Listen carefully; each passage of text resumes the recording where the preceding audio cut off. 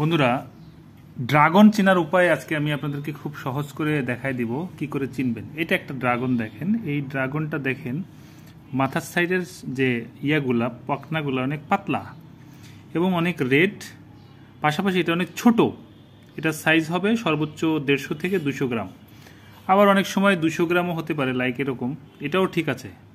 তো এটা আমরা বুঝবো কি করে যেটা অরিজিনাল বা ডুপ্লিকেট? আমরা যখন এটাকে পরিষ্কার করব বা এটার চামড়াটা ফেলে দিব, তখন এটা হবে অনেক পাতলা। দেখেন এটা অনেক পাতলা, ছোলার পরে দেখবেন যে পাতলা চামড়াটা এরকম করে ছুলে আসবে।